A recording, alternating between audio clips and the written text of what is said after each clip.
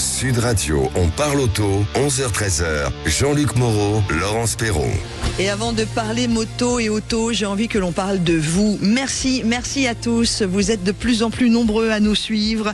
Une croissance digitale, ça veut dire que vous êtes de plus en plus nombreux à regarder aussi la page YouTube de Sud Radio, à nous suivre sur X, à nous suivre sur Insta, à nous suivre.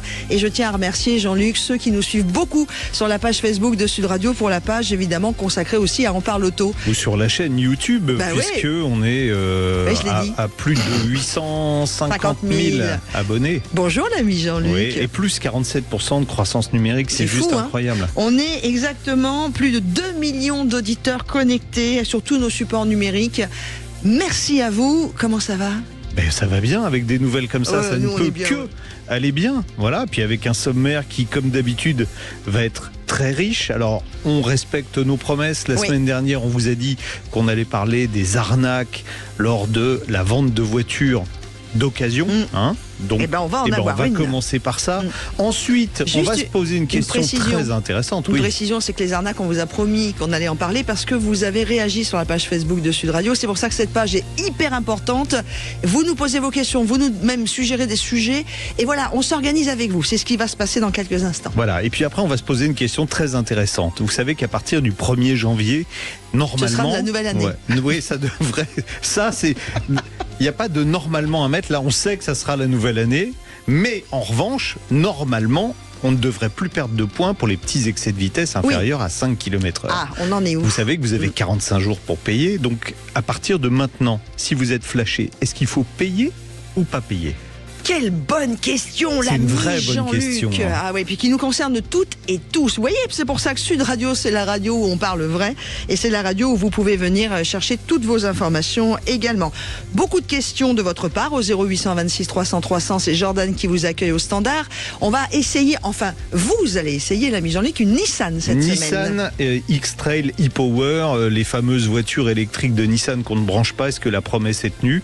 Vous le saurez tout à l'heure. Et puis on ira encore à Lyon. On habite à Lyon pratiquement tout le temps. Le Solutrans, c'est le premier salon européen du transport, et on aura le patron de Solutrans. C'est un énorme salon qui va débuter le 21 novembre. Et nous, l'histoire, ce sera pas de parler, d'embrasser mes amis routiers. Je vous rappelle que mon papa était routier. J'embrasse très très fort. D'ailleurs, je vais aller le voir cet après-midi. C'est surtout de savoir, nous, clients des grandes villes, comment ça va se passer en termes d'écologie aussi pour livrer le centre-ville aujourd'hui. Même pour les transports en commun. Est-ce que demain, on aura des bus à voile ? Ou des vélos cargo à pédales. Voilà, on parlera de Solutrans également. Et puis, il y a aussi d'autres rendez-vous. Côté classique, on verra, on va détailler un magazine que j'ai dévoré parce qu'il m'a ramené 30 ans en arrière. Youngtimer Magazine, tiens, on parle assez rarement des Youngtimers. On va réparer ça aujourd'hui. Un numéro hors série, le grand défi. Le grand défi, c'est quoi ? C'est tous les essais que moi je lisais avec passion dans mon enfance dans la presse spécialisée automobile. Par exemple, le comparatif 205 GTI, R5 GT Turbo. Vu d'aujourd'hui, ça donne quoi ? Et puis, cocorico pour les women de l'automobile, pour les femmes, car oui, l'univers de l'automobile, et j'en suis aussi la représentante, se féminise de plus en plus. Cette année, nous avons 2 femmes qui ont été élues femmes de l'année par Wave. On en parlera en détail, dont Anne-Marie Besner, qui est la patronne du Salon de l'Auto de Lyon. Voilà. Mais surtout, notre amie Aurélie Jouve de Equipo et là, tous nos amis réparateurs, garagistes, distributeurs qui écoutent l'émission, c'est une femme de votre univers. Équipe Auto, on en parlera. Elle sera avec nous d'ailleurs en studio. Et en plus, elle est hyper sympa, donc on adore. Allez, c'est parti ? On y va ? Pourquoi pas ? Allez, Sud Radio, on parle auto et de sécurité. Avec Sécuritest, prenez rendez-vous en ligne pour votre contrôle technique dans un de nos 1000 centres sur securitest.fr. Et nous allons tout de suite accueillir Maître Rémi Jossaume, qui est avocat au barreau de Paris et président de l'Automobile Club des avocats. Et vous allez comprendre pourquoi il est là ce matin. Salut Maître. Bonjour Laurence, bonjour Jean-Luc. Bonjour Maître Rémi qui va rester. Alors merci déjà d'avoir, parce que vous aviez une réunion de copropriétaires que vous avez laissée en cours de route. On dit tout, nous, on balance. On parle vrai, voilà. Alors merci pour répondre à nos questions. Et en plus des questions brûlantes, parce que on a 2 auditeurs qui ont des questions à vous poser. La première, c'est Dalila qui nous rejoint. Bonjour Dalila. Bonjour Dalila.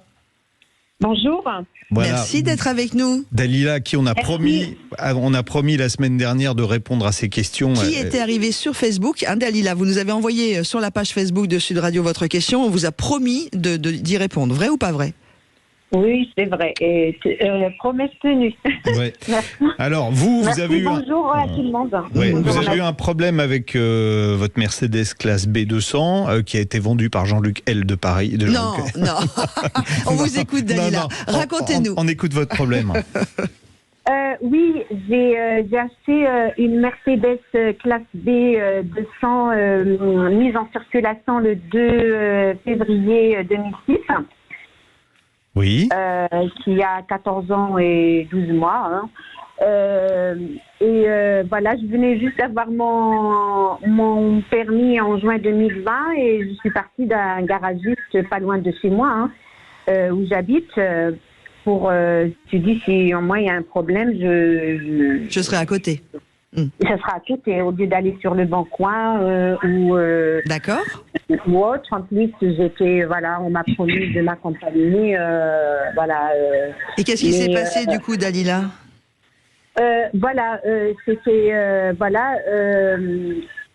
Racontez-nous. C'est que quand j'ai commencé à rouler avec, il y a beaucoup de voyants orange qui se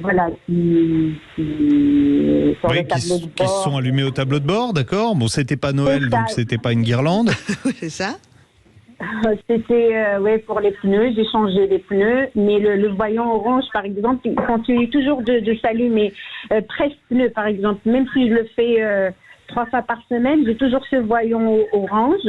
J'ai changé les pneus, j'ai changé juste, je pense, ceux de l'arrière, parce que un autre pneumanin m'avait dit que c'est le plus important. Du coup, il m'a mis 2 pneus neufs à l'arrière. Mais est-ce qu'il y avait que les pneus, Dalila? Ouais, parce que avancer un petit peu. Parce que les pneus, votre truc qui clignote, là, c'est juste que ça n'a pas été réinitialisé correctement. Donc mais est-ce qu'il y a eu d'autres soucis ça peut se faire. Mais pour avancer sur la question? La semaine dernière, vous nous aviez parlé d'autres soucis plus graves. Oui, au bout d'un an, je voulais une fois je me garais en bataille et il y avait quelqu'un en face de moi, il m'avait dit votre voiture a un problème de parallélisme. D'accord. En fait, vous pensez, on va revenir tout de suite à la question essentielle. Vous pensez que votre voiture a été accidentée et qu'elle a été mal réparée et qu'on vous a caché ça, que le professionnel qui vous l'a vendue vous a caché ça au moment de la vente? C'est ça l'idée. Parce que au mois le 4 septembre, là, j'avais un rendez-vous à Saint-Denis chez Vendez votre voiture. Apparemment, ils la font expertiser et il y a un petit boîtier jaune orange. Et on m'avait confirmé que c'était une voiture accidentée. Voilà, c'est ça. Donc la vraie question pour maître Rémi, c'est une voiture. Alors déjà, est-ce qu'on peut vendre une voiture qui a été gravement accidentée? Parce qu'évidemment, si c'est un petit accident, ça n'a pas d'incidence. Mais une voiture gravement accidentée, lors de la revente, ça se passe comment, Rémi? Maître Jossaume. Alors, les véhicules qui sont gravement endommagés, accidentés, font l'objet d'une procédure administrative particulière et pendant les réparations, le véhicule est nécessairement immobilisé, les services de l'État sont informés, la carte grise, j'allais dire, est bloquée et le véhicule a une interdiction de circulation. Et ce n'est qu'après une expertise que le véhicule peut reprendre évidemment la circulation dès lors qu'on va lever l'interdiction, dès lors que l'expert va constater la bonne réparation et la bonne restauration du véhicule. Une fois que l'expert a constaté la bonne réparation, on peut vendre la voiture sans mentionner qu'elle a été gravement accidentée, on est d'accord?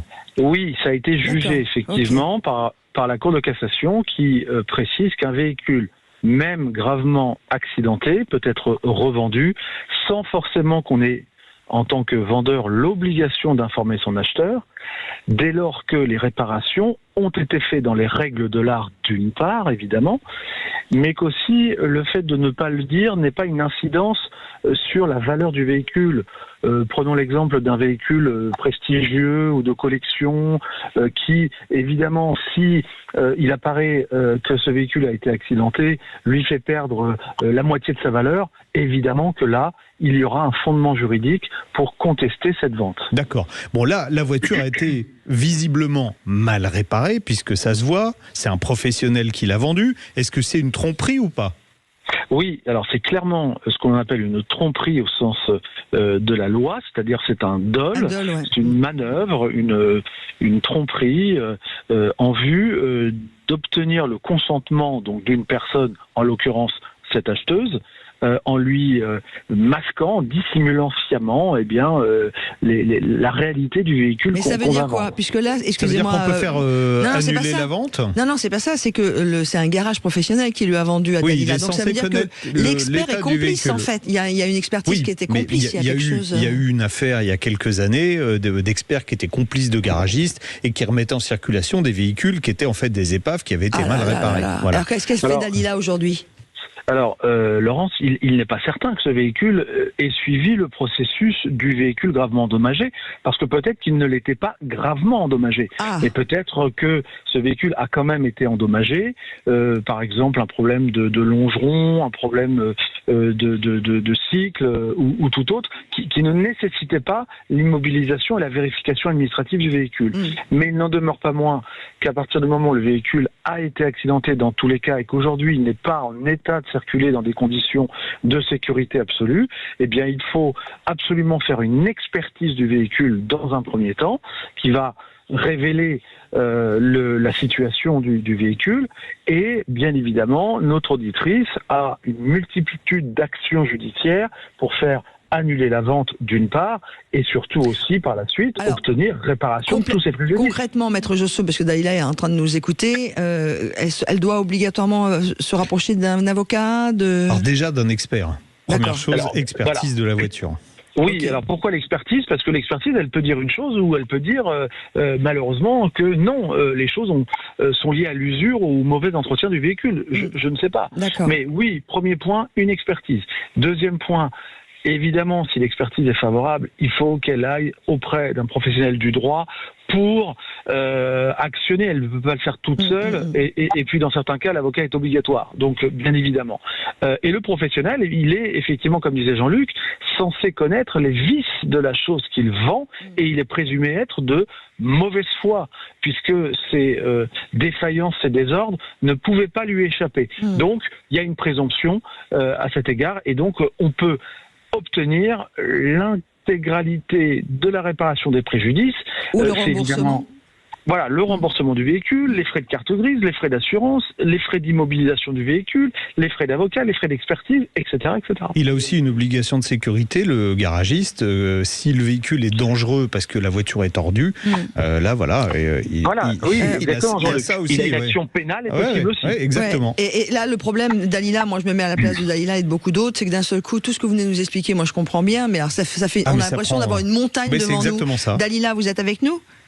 Oui, je suis là, mais sachant que je l'ai acheté en octobre 2020 et voilà, je l'ai payé. Mais vous en êtes rendu 5 000 compte quand ? Vous en êtes rendu compte quand que la voiture était tordue ? Là, maintenant, parce que vous avez 2 ans à partir du moment où vous avez détecté le défaut. Ah bah là c'est mort alors. Non. Octobre 2020 oui, mais 2020, mais elle vient simplement de se rendre compte que la voiture avait un défaut, parce que quelqu'un lui a dit votre voiture elle a l'air tordue. Voilà, donc elle a à partir de maintenant 2 ans pour démarrer la procédure. Après c'est mort. D'accord. Ouais, alors ça va dépendre du fondement juridique. Jean-Luc, ça va être 2 ans sur les cachés, 5 ans sur d'autres fondements. Rémi, écoutez. Mais quand vous partez dans d'autres, ce garagiste là, en plus il m'a vendu ce contrôle technique. Oui, j'ai fait un contrôle technique le 21 janvier 2022, je l'ai fait difficilement. Et voilà, il y a beaucoup de défaillances mineures comme commande de frein de stationnement et tout. Mais quand vous partez prendre un autre avis dans un autre garagiste, ils vous disent mais non, parallélisme, c'est juste un réglage de roue. Mais vous avez toujours le voyant orange là qui revient. Et là, comme je viens de vous dire, le 4 septembre 2023, j'ai été voir vendre votre voiture.fr. Voilà. Ouais, mais alors là, du coup, Dalila, en fait, moi, j'ai du mal à comprendre s'il y a vraiment une problématique de voiture tordue. Ça se trouve, c'est juste effectivement des parallélismes à faire. Moi, je ferais expertiser la voiture déjà. On commence par ça. Je pense que c'est le meilleur conseil qu'on peut donner à Dalila. Attention, une expertise, c'est quelque chose de très lourd. Ouais. Déjà, contactez votre assureur si vous avez une protection juridique, demandez-leur leur avis et demandez après, aller dans un autre garage, demander un avis indépendant, parce que là, ça me paraît... ça paraît bizarre. Il y a comme on dit, une pelote, nœud dans la pelote, où je me souviens plus. Là. Bon, Dalila, merci d'être intervenue. Maître Rémi Jossom, vous restez avec nous, bien évidemment. Avec plaisir. Parce qu'il y a un autre cas qui arrive. Alors là, attention, c'est les radars. Mais après, on verra. Je suis un peu frustrée pour Dalila parce que du coup, on ne sait pas trop quoi lui dire à part de se faire expertiser la voiture ou de... Sinon, il y a vendremont.fr, je pense que je vais leur laisser. Ils me proposent la moitié du prix et puis... Ouais, mais le problème, c'est que vous allez perdre. Non, faites expertiser. Enfin, essayez peut-être de. Voilà, faites comme vous voulez, en fait, Dalila, mais c'est compliqué, là.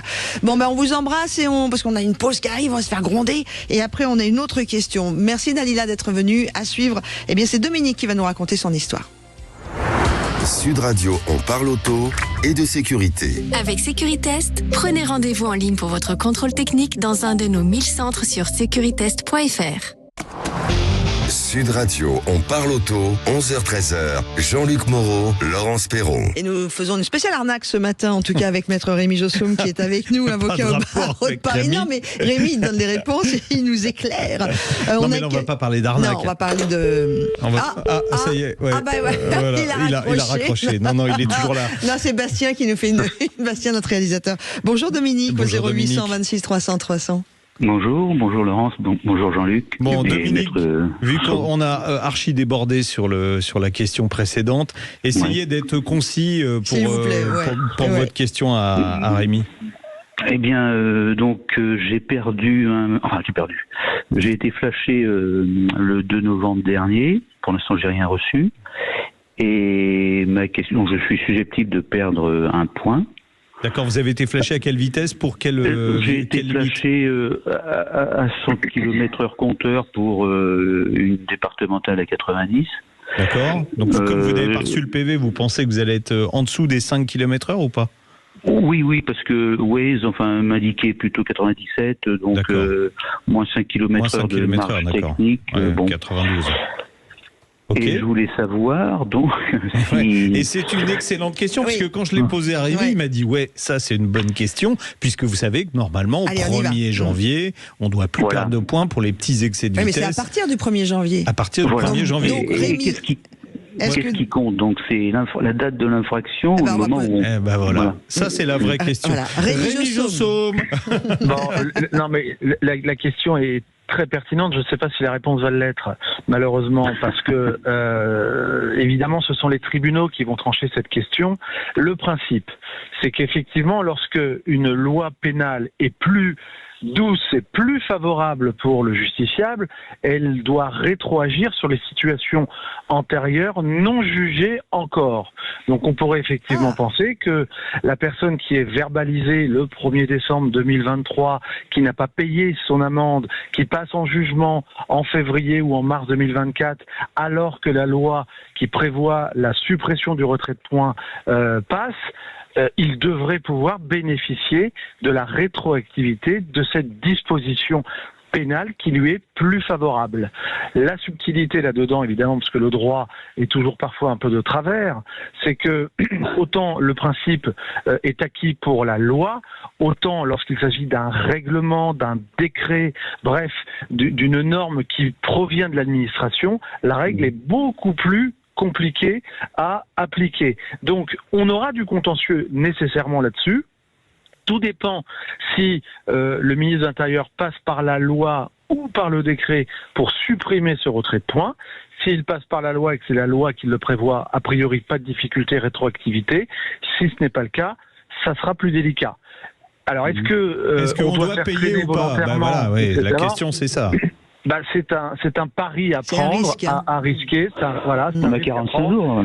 Il n'y a pas malheureusement de réponse absolue à la question, parce qu'encore une fois, les tribunaux trancheront. Je vais vous donner un dernier exemple et je vais être très rapide. Vous savez que maintenant, en matière d'alcoolémie au volant, on peut installer un éthylotest anti-démarrage. Bon, quand on a une annulation de permis de conduire, eh bien, la Cour de cassation a été obligée de préciser que c'était rétroactif parce que c'était plus favorable aux automobilistes de mettre un EAD que de ne pas en mettre. Pourtant, pendant plusieurs mois, des tribunaux, des cours d'appel ont refusé l'application rétroactive de cette loi. Eh bien, la Cour de cassation a dit non, vous devez l'appliquer rétroactivement. Donc, vous voyez même que certains tribunaux, certains magistrats n'ont pas la même interprétation d'une application de la loi. Alors, moi, concrètement, pour notre ami Dominique, qu'est-ce qu'il fait? Rémi, là, il va recevoir son PV d'ici quelques jours. Là. Pour être clair, Dominique, c'est un point. Si vous payez votre PV à 45 €, vous récupérez votre point dans 6 mois. Voilà. Donc, c'est ce qui aura de plus efficace et avec certitude. Voilà. Alors que dans l'autre cas, on n'a pas encore de certitude, mais la question sera tranchée. D'accord. Alors, Dominique avait une autre question sur la récupération des points au bout de 10 ans. Oui, je les ai récupérés, moi, 2. Oui. Ah oui? Oui, j'en ai récupéré 2. Voilà. Bien. Donc, quoi qu'il soit passé, un point perdu il y a 10 ans revient obligatoirement dans votre escarcelle. On est d'accord? On est d'accord, Rémi, hein? Oui, alors, je vais essayer d'être pédagogique parce qu'effectivement, c'est pas toujours très simple à expliquer.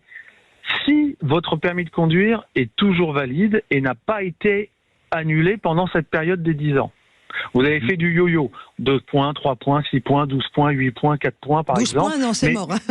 Voilà, mais votre permis n'a jamais été invalidé, n'a jamais été annulé. Premier élément. Deuxième élément, il s'agit uniquement des infractions de première à 4e classe. Ouais. Donc, pas de délit, donc pas d'alcool au volant, stup au volant, conduite en suspension, etc. Pas d'excès de vitesse de plus de d'au moins 50 km/h. Donc, ça ne concerne que, j'allais dire, les contraventions un petit peu de la vie courante, le téléphone, la ceinture, etc., etc. Et là, évidemment, vous pouvez récupérer ce point ou ces points qui ont été retirés il y a 10 ans et sous réserve, et c'est la dernière, si entre-temps, pendant cette période de 10 ans, votre permis n'a pas été annulé. Invalidé. Non, n'a pas été annulé, mais n'est pas remonté à 12 points. Voilà. D'accord. Ah bah oui, bien sûr, parce qu'on ne peut pas en avoir 14. Mais moi, quand je vous dis, pour conclure, c'est vrai que j'avais perdu des points, mais le fameux point à moins de 20 km/h, hein, et généralement à moins de 10 km/h. Là, j'ai reçu, il y a 3 semaines, le 2e point qui a revalidé mon permis, donc je suis de nouveau à 12, et il y a 5 mois, j'avais reçu un point aussi. Ouais, ça fait un cadeau de Noël. Tiens, je t'offre un point. C'est super, Laurent. C'est votre voisin qui va être jaloux.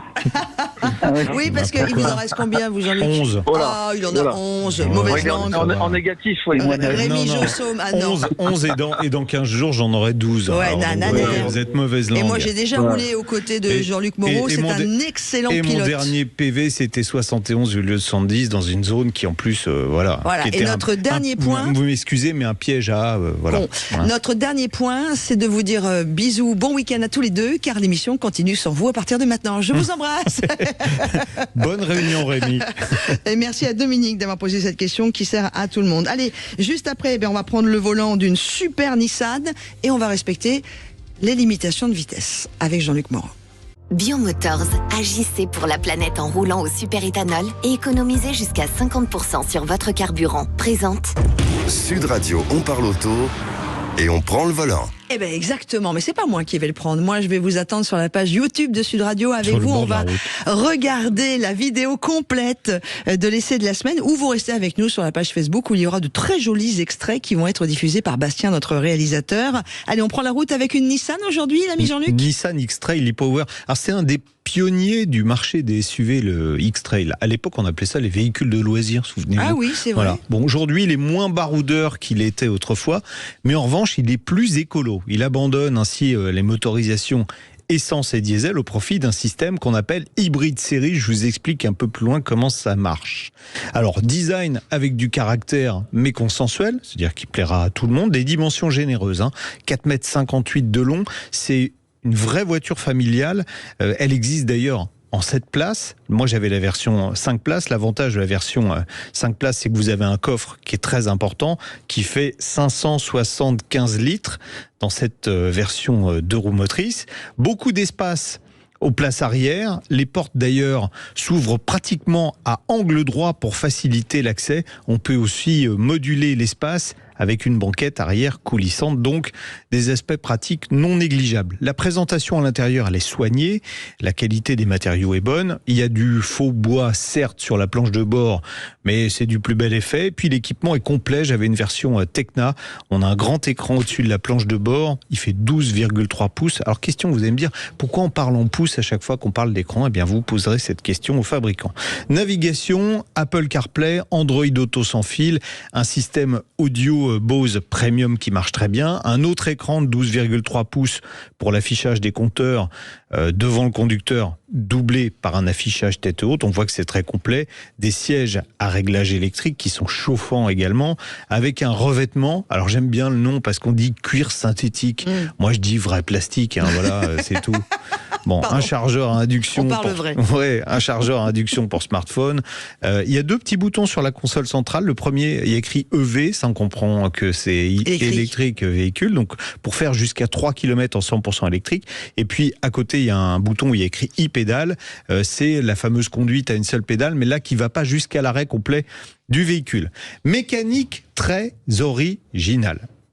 Il n'y a que le moteur électrique qui fait 204 chevaux, donc c'est un gros pépère déjà, qui entraîne les roues avant. Il est alimenté en énergie par une petite batterie. Vous allez me dire, mais on va pas loin. Si, parce que la voiture embarque, je vous le fais simple, un groupe électrogène. Un groupe électrogène qui est constitué d'une génératrice, donc qui fournit l'énergie.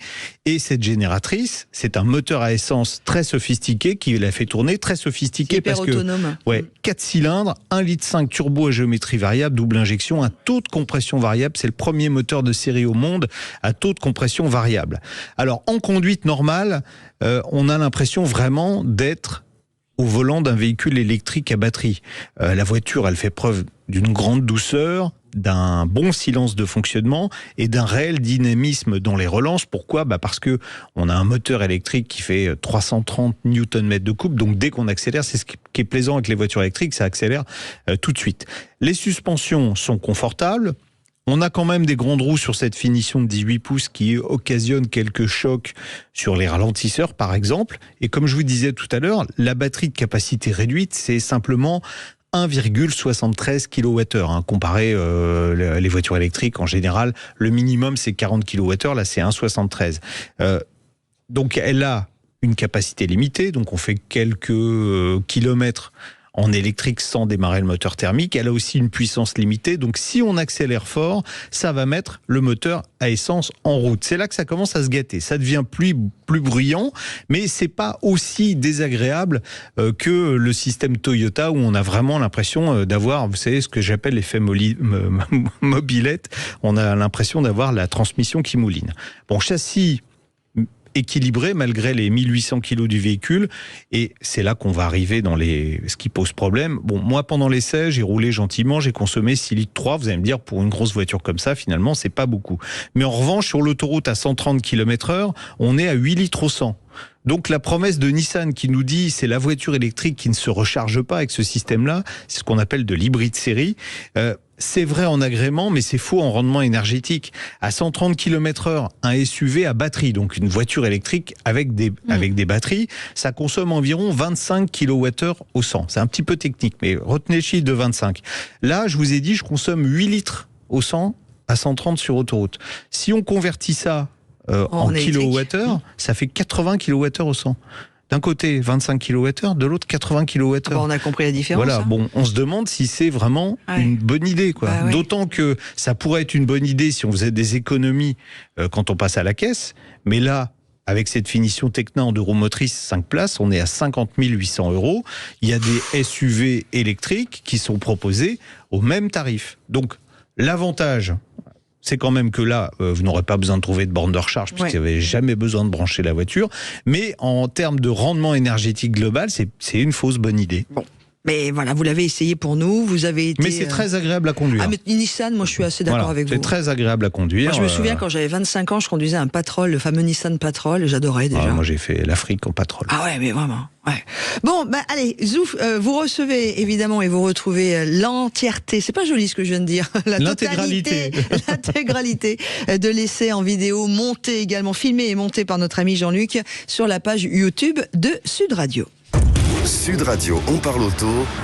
et on prend le volant. Avec Biomotors, agissez pour la planète en roulant au superéthanol et économisez jusqu'à 50% sur votre carburant. Rendez-vous sur biomotors.fr. Amis professionnels du monde de l'automobile et de l'aftermarket, réparateurs, garagistes et autres distributeurs, vous avez rendez-vous avec nous à 12h40 pour notre dossier actualité où l'on va mettre à l'honneur une femme de l'année qui est tout simplement... Ouais, mais c'est surtout une qui sera avec nous. On va parler d'Anne-Marie. Mais elles étaient deux.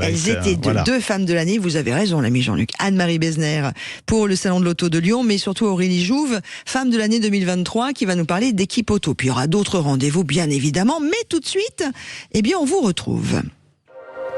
Back to Car, première marque de pièces auto recyclées et garantie à vie, vous présente Sud Radio, on parle auto et d'environnement.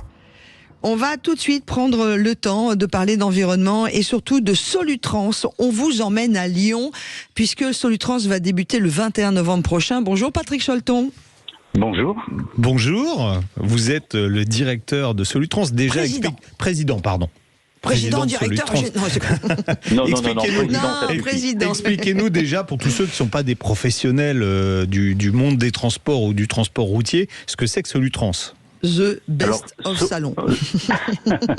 Alors Solutrans, c'est le premier salon européen aujourd'hui du véhicule industriel urbain, je vais dire du transport de marchandises. Comme ça, tout le monde comprendra mieux.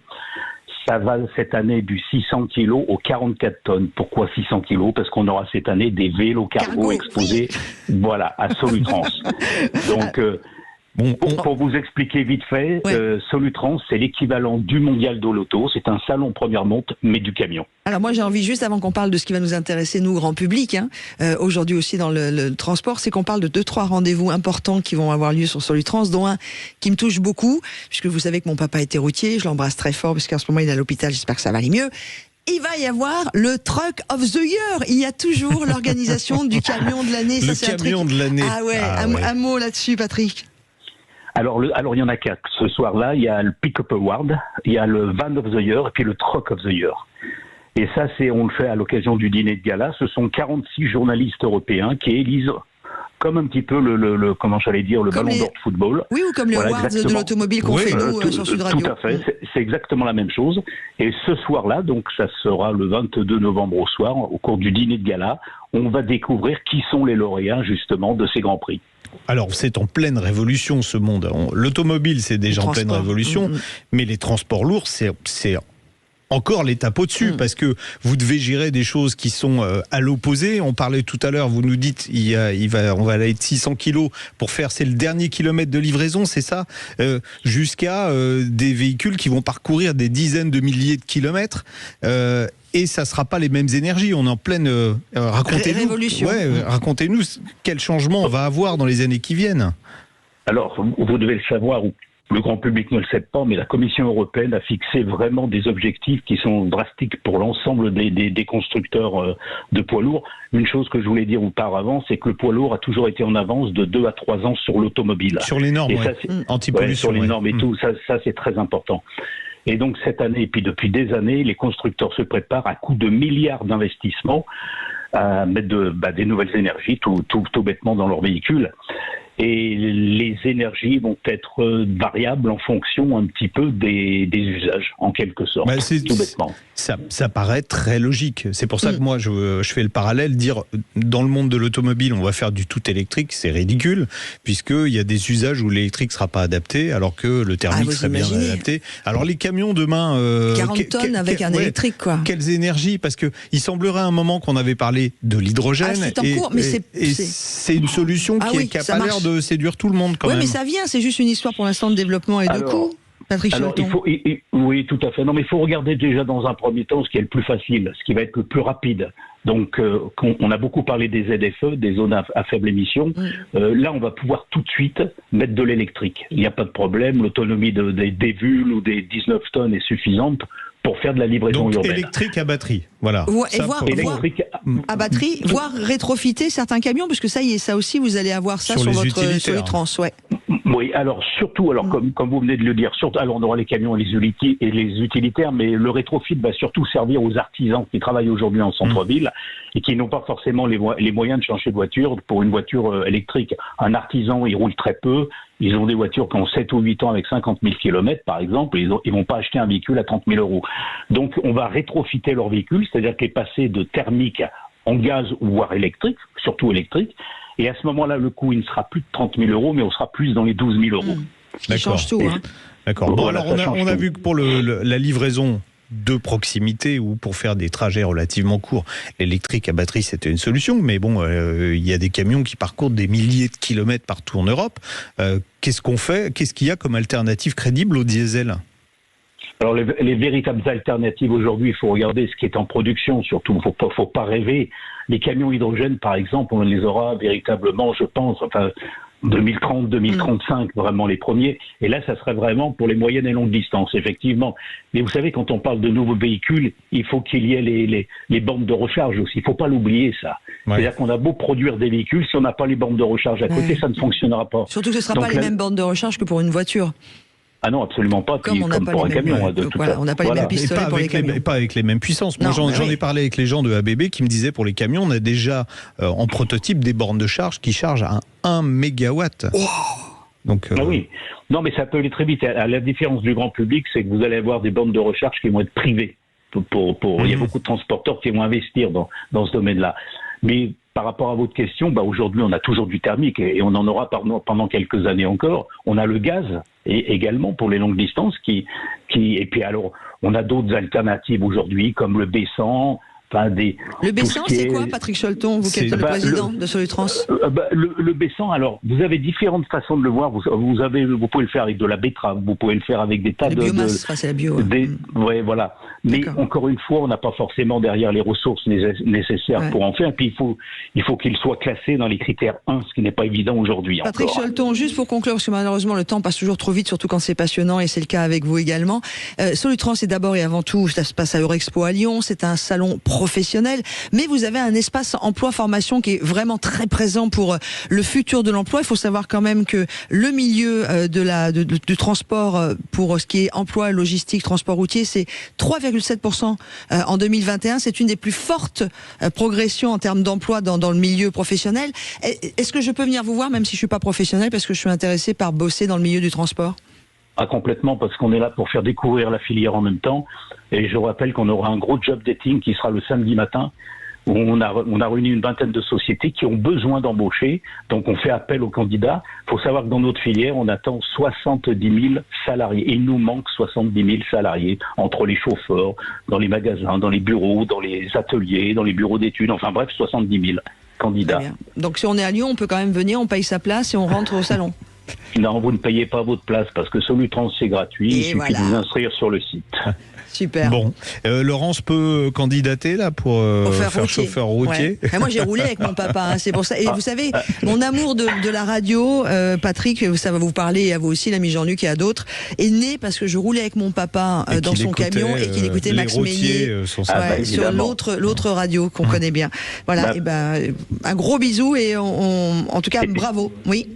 Et puis on se retrouve, peut-être que vous allez avoir des appels, vous allez voir, pour candidater pour un poste. Ok, qui sait. Moi, vous savez, je prends tous les appels et je peux faire plein de choses dans le milieu du transport, de l'automobile, de l'univers, de la radio et du plaisir surtout. On vous embrasse, Patrick. Rendez-vous le 21 novembre pour l'ouverture de Solutrans à Eurexpo à Lyon. C'est du 21 au 25 novembre. On vous embrasse et bravo à toute l'équipe. Merci, au revoir. Merci à vous. Et tu sais, on n'a pas tout dit, parce qu'il y aura des conférences, il y a pas mal de choses qui viennent en route. Il se passe vraiment beaucoup de choses sur ce salon Solutrans. Vous savez ce qu'on fait? On fait une pause, je crois? Non, pas tout de suite. Est-ce qu'on fait une pause? Oui, on fait une pause et puis on se retrouve dans quelques instants. À tout de suite. Sud Radio, on parle auto et d'environnement. Présenté par Back to Car, première marque de pièces auto recyclées et garantie à vie. Sud Radio, on parle auto, 11h-13h, Jean-Luc Moreau, Laurence Perron. Et pour finir notre première heure, une question qui nous est arrivée sur mail, puisque vous savez que vous pouvez nous écrire et nous poser vos questions ou réagir en envoyant un mail à jeparticipe@sudradio.fr. Je l'avais pas du tout dit depuis le début de la journée, c'est pas bien ça. Et vous mettez bien on parle auto dans l'ordre du jour et vos coordonnées complètes. Alors voici le mail et la question de Bruno et après on accueillera Stéphanie si tu le veux bien, l'ami Jean-Luc. Bonjour, nous dit Bruno. Le ciel de toit de ma VV Polo s'est décollé quasiment totalement. Comment le recoller moi-même à moindre coût? Si c'est trop difficile, quel professionnel peut faire ce type de réflexion et à quel prix? Voilà, et comme j'ai pas envie de répondre, je me suis dit on va faire appel à Stéphanie de Concept Sellerie qui est... Alors on dit sellière, Stéphanie, bonjour. Bonjour Stéphanie. Bonjour. Donc on dit soit sellière ou sellier, enfin pour moi ça n'a pas trop d'importance. Et c'est que ça veut dire quoi exactement votre métier? Alors le métier dans la sellerie, en fait c'est sellier garnisseur. Donc on va travailler dans tout ce qui est automobile, aéronautique, nautisme, dans la moto aussi, où on va refaire la réfection intérieure du véhicule, de sellerie moto, donc soit remise à neuf ou des réparations ou même parfois de la teinture. Et donc là, en fini et en tissu. D'accord, voilà. Donc là on est dans le cadre d'une réparation. Le ciel de toit, c'est ce qu'on a au-dessus de la tête quand on est dans une voiture fermée. A priori, le ciel de toit de la voiture de Bruno s'est décollé. On peut le recoller soi-même, ça? J'ai bien un élément de réponse, parce que moi ça m'est arrivé aussi. Ah ouais? Sur la même ou non? Non. C'est franchement le ciel de toit à faire, si vous n'êtes pas un professionnel ou vraiment très aguerri, c'est compliqué, on est d'accord Stéphanie? C'est un vrai jeu de patience. Déjà, il faut bien préparer son support et vraiment faire en sorte qu'il n'y ait pas du tout d'aspérité, parce qu'en fonction de la matière que vous allez reposer, ça va plus ou moins se voir. Donc si vous n'avez pas retiré ce qui était d'origine sur le ciel, ça va se revoir en aspérité quand vous allez poser votre nouvelle matière et ça va faire qu'il y aura des défauts un peu partout et il faudra certainement refaire. Ouais. On voit, il y a des tutos sur Internet. Là, on voit des gens qui arrivent à recoller leur ciel de toit. Déjà, j'imagine qu'il ne faut pas le coller avec n'importe quoi. Mais c'est possible ou pas? J'ai encore vu ce genre de choses. Et donc, soit c'était, écoute, en attendant, j'ai mis des agrafes.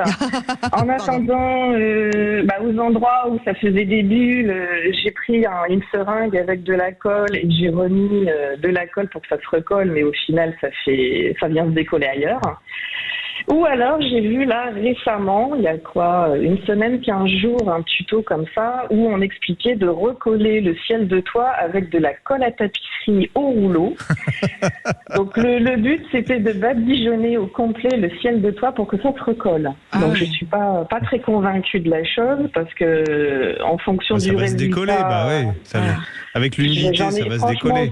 Alors le mieux, c'est quoi? C'est d'aller voir un professionnel comme Stéphanie. Ça coûte combien de refaire un ciel de toit sur une petite voiture comme la Polo là? Là, comme la Polo, je pense pas qu'il doit y avoir des kilomètres et des kilomètres de matière, mais en général, il faut compter une petite moyenne de 400 € pour vraiment un petit pavillon déjà démonté. Comme là, déjà ce qui est démonté. rigolo en plus. Ce qui est marrant déjà ce matin, c'est que j'ai fait la même chose pour une BM M3 qui est de 97. Donc pareil, le ciel de toit s'est complètement décollé, parce qu'il faut savoir que le tissu a une doublure de mousse et c'est cette mousse qui finit par se désintégrer avec le temps et qui fait que le tissu se décolle. Donc là, le mieux, c'est de retirer le tissu, de retirer tout ce qui pouvait être encore des résidus de colle, bien le nettoyer, ne jamais mettre de produits décapants, parce que sinon la colle que vous allez reposer derrière ne collera pas. Donc c'est des choses à vraiment faire attention.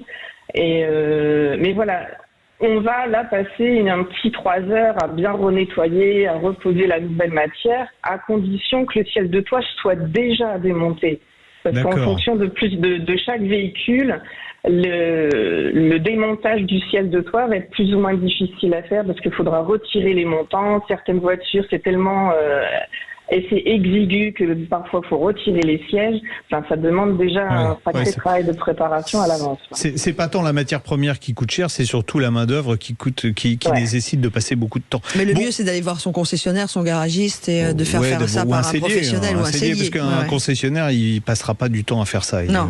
Donc un sellier, mais où est-ce qu'on les trouve, les selliers? Ben voilà, il y a Stéphanie. Tiens, Stéphanie. Rapidement, les gars, il reste 10 secondes. Concept sellerie, on en parlera bientôt. On parlera de la réfection des voitures anciennes, tiens, dans la rubrique classique car. Super, vous viendrez avec nous. Voilà. Donc vous êtes convoqué, Stéphanie. C'est ça. Avec plaisir. On en parlera bientôt. Et rapidement, en 10 secondes, si je cherche un sellier aujourd'hui, en tapant sellier voiture. Sellier garnisseur sur j'aurai les bonnes adresses. Bon super, on vous embrasse fort. Merci beaucoup Stéphanie de nous avoir et puis à bientôt alors. Éveillé sur ce sujet. Bientôt. Allez, à suivre le retour de l'info et puis la deuxième heure de notre rendez-vous On parle auto. On va parler de Pirelli, dans le rendez-vous aux pneus. À tout de suite. Sud Radio, on parle auto, 11h-13h. Jean-Luc Moreau, Laurence Perron. On va parler pneus dans quelques instants. Je voulais annoncer, si vous étiez avec nous juste avant 13h, de midi, on parlera de Pirelli. Mais évidemment, on a un tout autre grand sujet, plein de sujets avant 13h, l'ami Jean-Luc. Oui, il y avait un gros sujet cette semaine. Il y avait jeudi. Une grosse annonce. Oui, annonce de la part de Renault. Alors, qui a surpris tout le monde, d'ailleurs. Les véhicules électriques, Renault a monté, on va dire, une filiale, pour faire simple, qui s'appelle Ampère et qui commercialisera les véhicules électriques. Et vous savez, on avait reçu d'ailleurs le patron de Citroën ici. Citroën a ouvert le bal il y a un peu plus d'un mois en annonçant la IC3 à 23 300 €. Évidemment, ça fait l'effet d'une bombe. Je vais vous dire ce que les gens de Renault ne pourraient pas vous dire, parce que évidemment, je les ai sollicités pour venir nous parler de cette surprise de Twingo 4, on va l'appeler comme ça. Le concept car qui a été présenté s'appelle Légende, mais c'est une Twingo 4 électrique qui sera vendue moins de 20 000 €. Donc, je leur ai demandé de venir nous en parler. Ils m'ont dit, le problème, c'est que, en fait, c'est un peu sorti comme un lapin du chapeau pendant cette présentation aux futurs investisseurs d'Ampère pour occuper le terrain, puisque Citroën leur a coupé l'herbe sous le pied avec la IC3. Donc, il a fallu qu'ils se décident à parler de ce projet qui n'est pas finalisé totalement. C'est pour ça qu'on nous parle d'une commercialisation de 2025, peut-être même 2026. Donc, ça sera une Twingo qui ressemble à la Twingo première génération. D'accord. Mais qui sera pas en 3 portes, qui sera en 4 portes, qui sera 100% électrique, qui donc sera commercialisée à moins de 20 000 €, sans parler des bonus. Donc moins cher que les voitures chinoises. Cette voiture, pour éventuellement profiter des bonus écologiques, devrait être fabriquée en Europe. Alors il y a beaucoup de journalistes qui ont parlé de la Slovénie, parce que en ce moment les voitures sont faites là-bas. La Twingo actuelle est faite en Slovénie. Donc est-ce que la voiture sera faite en Slovénie ou pas ? On n'en sait rien. Ce qu'on sait, c'est qu'ils ont annoncé qu'elle consommerait 10 kWh au 100 km. Aujourd'hui, un véhicule équivalent consomme 15 kWh au 100 km. Ça veut dire on va quand même diminuer la consommation d'un tiers. Drastique, Ouais. Donc, moi, je pense qu'en fait, le cahier des charges a été élaboré par le patron de Renault, Luca Di Meo, qui a dit voilà, Citroën nous annonce un véhicule à 23 300 € qui fait 320 km d'autonomie, qui fait 113 chevaux, donc qui va marcher, qui est une vraie voiture. On va faire mieux, on va dire 20 000 €, 10 kWh au 100, et maintenant, les ingénieurs, débrouillez-vous. Bon, faut savoir quand même que cette voiture, pour être produite à ce prix-là, devra obligatoirement adopter une technologie de batterie différente de celle qu'on a aujourd'hui sur les véhicules électriques, de beaucoup de véhicules électriques qui sont vendus chez nous. La technologie la plus performante qui est utilisée actuellement, c'est du nickel, manganèse, cobalt. Le cobalt, ça coûte cher, c'est compliqué à extraire, etc. Donc, pour faire des batteries moins chères, on passe sur une autre technologie qui s'appelle la batterie LFP. En fait, c'est du lithium fer phosphate. Et le premier... Non, mais c'est très drôle. Le premier fabricant mondial de batteries lithium fer phosphate, c'est un chinois, qui s'appelle BYD. On fera d'ailleurs l'essai d'une voiture. Il fait des super voitures. Voilà. Et Tesla, le secret de Tesla avec la Tesla 3, c'est avec les prix, quand Tesla a ouvert son usine en Chine, Tesla a beaucoup baissé le prix de ses voitures grâce à ces fameuses batteries LFP qui ont permis de diminuer le prix de la Tesla 3. Donc on va faire la même chose, c'est-à-dire que Renault est en train de nous dire on va commercialiser, ça y est, la petite voiture électrique pas chère, on va la commercialiser. Bon, quand, on ne sait pas. Les caractéristiques vraiment de la voiture, bon, on ne sait pas vraiment. Okay. Et ça va venir. C'est une pré-annonce, c'est un teasing. Voilà, c'est du teasing. Avec quoi dedans ? La seule solution aujourd'hui, c'est d'avoir une batterie LFP. Qui fabrique du LFP ? Les Chinois. Voilà. Alors peut-être que d'ici là, les Gigafactory qui ouvrent en France feront ce type de batterie, parce que c'est pas planifié pour le moment. On va faire des batteries. Alors il y aura de la batterie solide. Peut-être qu'on reviendra sur ça dans une émission future pour vous expliquer ce que c'est que la batterie solide. Temps, voilà, ou alors les batteries avec la technologie actuelle, c'est du NMC. Mais il n'est pas programmé de faire du LFP en France. D'accord, ok. Donc pour l'instant, ce n'est pas un effet d'annonce. Il y a eu une annonce qu'il fallait. Il y aura. Voilà, c'est-à-dire que Renault s'est positionné par rapport à ce que Citroën avait dit. En fait, Renault a dit aux investisseurs, n'hésitez pas à mettre de l'argent, on va faire un truc sympa, pas cher. Voilà, bon maintenant, je pense que les ingénieurs là, qui sont en charge du projet doivent mal dormir depuis 2 jours, parce qu'on leur a carrément mis un objectif qui, aujourd'hui, est presque inatteignable. Mais ils vont l'atteindre quand même. Oui, parce que de toute façon, l'homme est capable de tout, mais ils ne savaient pas que c'était impossible, alors ils l'ont fait. Non, mais voilà, on voulait faire un petit point avec vous en débutant cette deuxième heure sur ce qui s'est passé cette semaine sur la planète voiture et en l'occurrence avec l'annonce de Renault. On continue donc maintenant et on revient sur le reste de notre rendez-vous et on va parler pneus. Moi, je dis parlons pneus maintenant. Le syndicat du pneu, les spécialistes du pneu au service de votre sécurité sur la route, présente Sud Radio, on parle auto, parlons pneus, parlons bien. Et on accueille tout de suite Alejandro Requesens, qui est le directeur général de Pirelli Europe de l'Ouest. Bonjour Alejandro. Bonjour. Merci Comment d'être. allez-vous ? Très bien, et vous-même ? Très bien, ouais. Vous devez être heureux de savoir que Renault va faire de plus en plus de voitures électriques, parce que Pirelli est le leader des pneus pour les véhicules électrifiés. Exact. Tout à fait. On attire donc une attention particulière en ce moment, sur l'électrification du parc véhicule. L'innovation et la performance ont toujours été au cœur de notre philosophie, mais aujourd'hui, avec encore une opportunité énorme devant nous avec cette transformation. Alors vous avez une technologie qui s'appelle Elect, on va détailler un peu plus tard, mais vous nous dites aujourd'hui Pirelli a 300 pneus homologués sous cette appellation Elect. Est-ce que c'est différent d'homologuer un pneu pour un véhicule électrique d'un pneu standard ? Oui, c'est différent, Jean-Luc. Donc, alors, faut partir du principe qu'on parle de 2 types de véhicules complètement différents. La différence principale, on la connaît tous, autour du moteur. Il y a pas de combustion, mais il y a d'autres caractéristiques, aspects qui impactent directement le pneu et donc doivent et sont tenus en considération lors du conception et développement du produit. Donc les principales sont le poids du véhicule, puisqu'on parle de voitures beaucoup plus lourdes à cause de la batterie. La capacité d'accélération est beaucoup plus importante. L'autonomie, par le coup, c'est plus faible en général encore par rapport à la moyenne. Il faut diminuer la résistance au roulement des pneus. C'est un peu la quadrature du cercle. On doit diminuer la consommation des voitures électriques en diminuant la résistance au roulement du pneu, mais en même temps, il faut pouvoir passer plus de couple au sol d'un véhicule plus lourd. Donc c'est antinomique normalement. C'est un défi, c'est un challenge tout à fait. Donc oui, on doit diminuer le plus possible la résistance au roulement. Il faut réduire en même temps le niveau d'émissions sonores pour améliorer le confort des voitures qui sont beaucoup plus silencieuses. Mais à la fois, il faut optimiser l'empreinte au sol pour rendre la transmission de ce couple moteur optimal.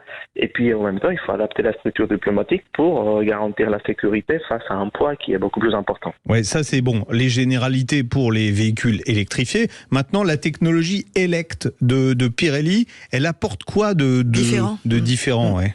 Alors, la technologie Elect, comme vous l'avez dit, c'est une technologie qui va prendre en considération toutes ces caractéristiques lors de la conception et développement du produit pour que, en termes de sécurité, confort et performance, le produit soit beaucoup plus adéquat face à ces nouveaux besoins.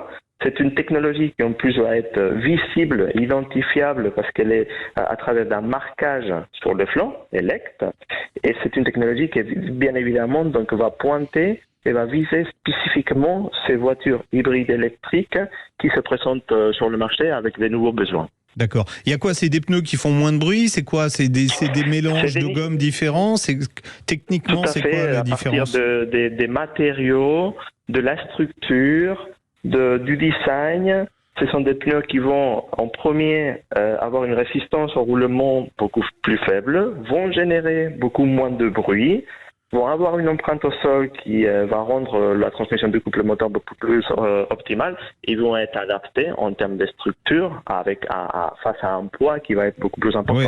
D'ailleurs, il y a une mention supplémentaire HL sur certains de ces pneus. C'est quoi HL ? Alors, HL, c'est une mention qui apparaît sur la dimension et sur le flanc du pneu. C'est une nouvelle mention. Alors, certains d'entre nous, ça nous parle la mention XL Extra Load. Elle est déjà donc présente et existante aujourd'hui. Alors, HL signifie High Load. D'accord, donc c'est une mention qui va au-delà de l'HL, donc on pousse encore plus le concept, donc destiné à un véhicule beaucoup plus lourd, donc à capacité de charge élevée. Alors le poids peut être donc augmenté à cause du poids de la batterie, mais aussi du gabarit de certaines voitures qu'on le voit dans la plupart, donc ont une conception et un gabarit beaucoup plus important, et donc avec la batterie, ça va porter en moyenne un poids beaucoup plus important. Alejandro Recassen, vous êtes directeur général de Pirelli Europe de l'Ouest, pour ceux qui nous rejoignent actuellement à l'écoute de Sud Radio. On a une question sur la page Facebook de Sud Radio concernant les pneus, vos pneus pour les voitures électriques, de Stéphane, qui nous dit, et les pneus neige et pneus 4 saisons dans ce type de pneus électriques ? Alors, de pneus pour véhicules électriques, pardon. Bien sûr. Donc, alors la saisonnalité des pneus reste toujours donc segmentée et divisée parmi 3 grandes familles qu'on connaît tous, donc pneus VT, pneus d'hiver et les pneus 4S. Donc un concept qui de plus en plus donc prend du protagonisme sur certains marchés, la France notamment. Il faut préciser que ces technologies, dont l'Elect, elle est complètement compatible avec toute saisonnalité, c'est-à-dire qu'on va parfaitement retrouver des pneus hiver Elect ou des pneus hiver été ou même pour le 4S. Donc la saisonnalité est complètement compatible avec d'autres technologies comme l'Elect. D'accord, parfait. Quel véhicule on peut équiper ? Parce que 300 homologations, on peut équiper tout le parc de véhicules électriques ou hybrides rechargeables. On est présent sur des modèles très connus, très populaires, comme la Volkswagen ID3, la Tesla Model 3, la Volvo XC40. Et en première monte, on est parmi des constructeurs bien reconnus comme BMW, Audi, Mercedes, Tesla. Il faut dire que de plus en plus, les constructeurs, mais aussi les consommateurs, ont compris très tôt et très vite tous ces avantages liés à véhicules électriques. Et donc, c'est une gamme, c'est un concept qui est porté à se développer de plus en plus. D'accord, oui, c'est un marché qui est en forte progression. Et puis avec une vraie... Tout à fait. Ouais. Tout à fait. Et on peut même équiper des voitures, mais ça on en reparlera, parce qu'il y a des plaisir. voitures électriques qui annoncent des puissances qui sont au-delà de 1000 chevaux, avec des couples absolument gigantesques, et quand on fabrique des pneus, là pour le coup, je parlais tout à l'heure des ingénieurs de Renault qui doivent s'arracher les cheveux là sur la Twingo, mais ça doit être encore pire pour les ingénieurs des manufacturiers pneumatiques qui doivent faire passer 1500 chevaux au sol. Quelle voiture annonce 1000 chevaux par exemple, avec des gros couples? Toutes les voitures électriques très sportives vont dépasser les 1000 chevaux. Waouh, ok. Vous avez vu, on a déjà des petites voitures, on a fait l'essai, là, 430 chevaux pour une MG, donc... c'est vrai, ça va aller vite. Bon, on aura le plaisir de nouveau de vous accueillir, vous qui êtes le directeur général de Pirelli Europe de l'Ouest, monsieur Alejandro Recassen. J'espère que j'ai bien dit votre nom. Très bien, je vous félicite. Merci beaucoup d'avoir été avec Alejandro. nous.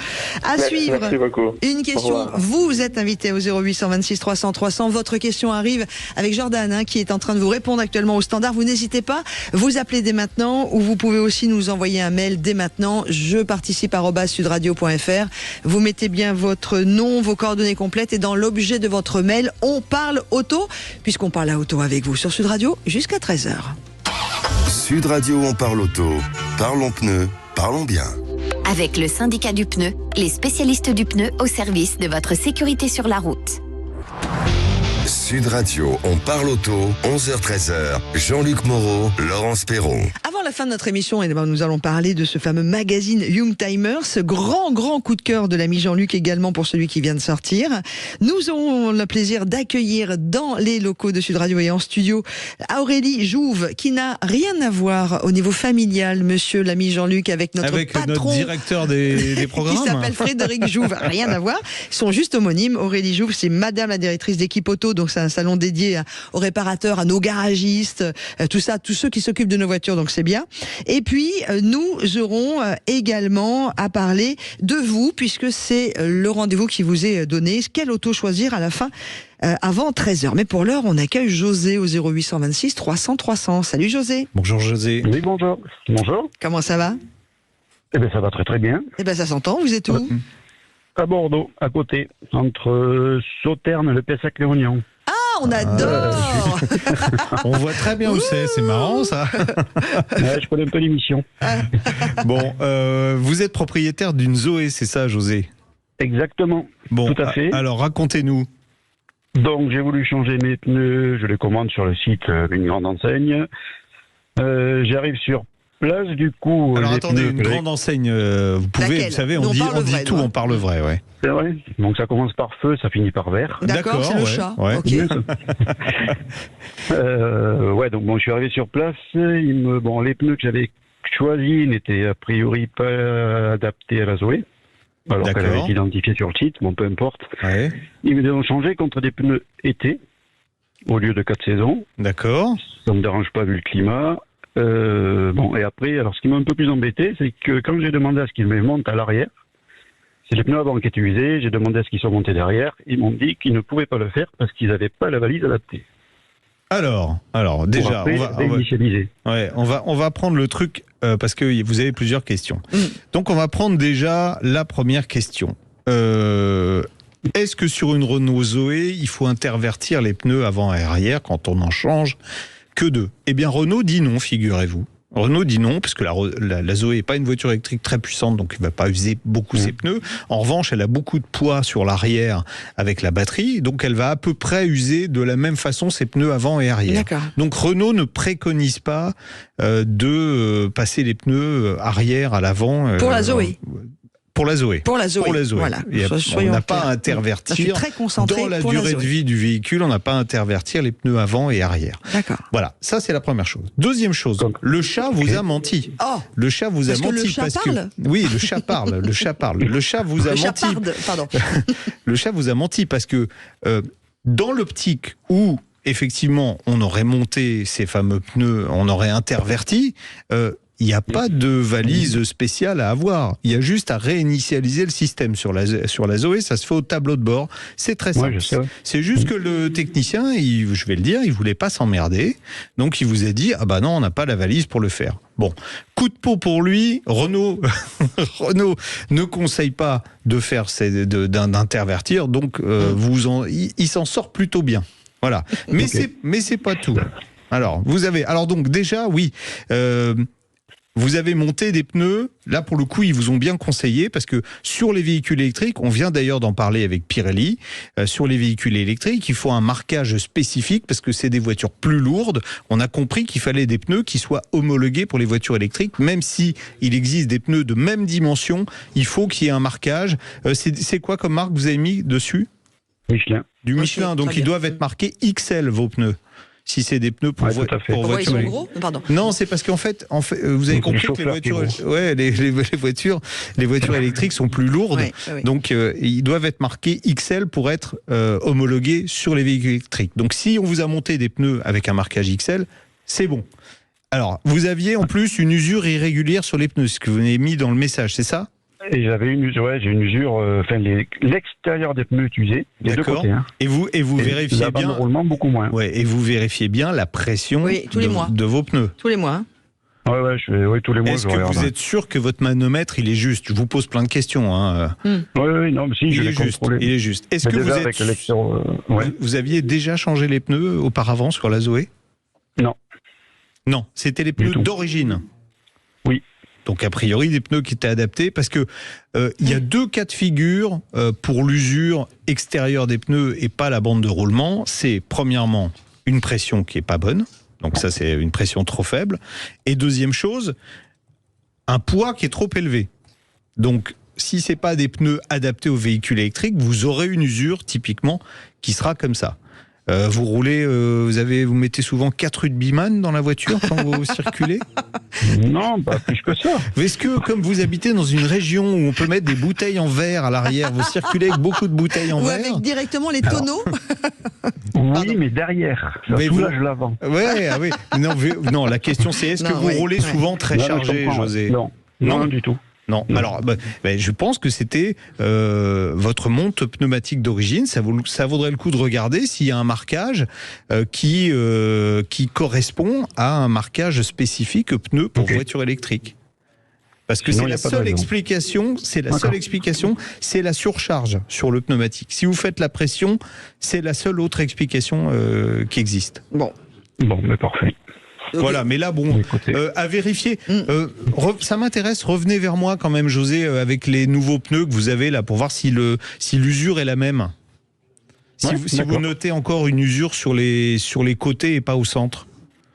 À ce moment-là, on fera intervenir Dominique S, qui s'y connaît un petit peu en pneumatique. Bon, d'accord. Bon, ok, donc, là, Zoé, je laisse mes pneus neufs devant. Voilà. Au lieu puisque eux, ils disent pas besoin. Enfin, Renault dit pour la attendez, non, je crois que non, on s'est pas bien compris.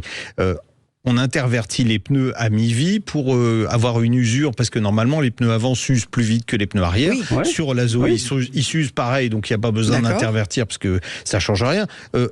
Il n'en demeure pas moins que les pneus neufs, ils auraient dû être derrière. Là, on est là par contre. Ah, c'est bien, parce qu'on avait mal compris. On est d'accord, José, on avait mal compris l'ami Jean-Luc. Les pneus neufs doivent être derrière. Ça, vous retournez chez Monsieur le Chat, vous lui dites, vous mettez les pneus neufs derrière, vous n'avez pas besoin de valise. Vous me démontez les roues avant, les mettez derrière, vous mettez les roues avant à l'avant, les roues arrière à l'avant, et vous me faites le truc au tableau de bord. Et s'ils veulent pas, vous me rappelez. On a eu Thomas Delhomme qui est le directeur technique de Feu Vert. On les appelle. Voilà, il ira fouetter le chat si jamais. C'est ça. Fouetter, non, pas fouetter. Non, il lui donnera pas de croquettes. Les moustaches du chat. Pas de violence, on a trop dans ce monde déjà. Voilà. Allez, je vous embrasse, José. Super, merci beaucoup. Bonne journée, José. Au revoir. Tiens, puisqu'on parlait de Twingo, on pourra peut-être parler d'ailleurs de vieille Twingo ou de vieille 205. Alors, il n'y a pas la vieille Twingo, mais il y a la 205 qui était une de mes premières voitures aussi. J'adorais cette voiture. Bon, allez, tout de suite, après la pause, on parle des grands défis du magazine Youngtimer, et juste derrière on reçoit l'une des deux femmes qui a été élue femme de l'année dans l'automobile, Aurélie Jouve, directrice du salon Équipe Auto. Amis garagistes, équipementiers, distributeurs, bref, professionnels de l'automobile, restez à l'écoute de Sud Radio, ce sera aussi pour vous. Sud Radio, on parle auto, Classic Cars. Et nous allons évidemment évoquer, en tout cas puisqu'on vous l'annonce depuis le début de cette émission, merci si vous nous rejoignez à l'écoute de Sud Radio, on va évoquer pour les amoureux des voitures et des voitures anciennes un magazine qui plaît beaucoup à l'ami Jean-Luc. Oui, Youngtimer. Alors je le lis tous les mois, mais là ça c'est un hors-série. Ça s'appelle Le Grand Défi. On a avec nous François-Xavier Basse qui est rédacteur en chef de ce magazine. Bonjour François-Xavier. Bonjour FX. Bonjour à tous les deux. Ouais. Alors expliquez-nous Le Grand Défi. L'idée c'est quoi ? En fait, l'idée, ça faisait un petit moment qu'on avait en tête de monter une espèce de grand tournoi qui réunirait les 3 principaux constructeurs français. Donc on s'est dit, plutôt que de faire un catalogue, ce qui aurait été assez facile de faire une fiche par voiture, on s'est dit qu'on allait essayer de construire des matchs et des comparatifs avec les grandes stars des années 70-80. Les stars françaises, on va préciser. C'est que des voitures françaises. Citroën, Peugeot, Renault. C'était l'idée de ce grand défi.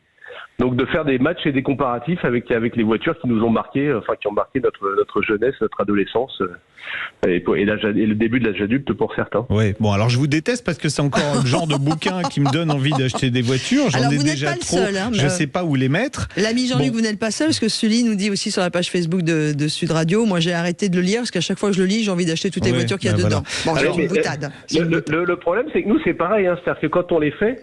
On a envie, toutes les voitures qu'on évoque, on a aussi envie de les acheter. On va chercher sur les sites de petites annonces. Heureusement qu'on arrive à se freiner un peu parce que sinon on en aurait 60 ou 70 dans le garage.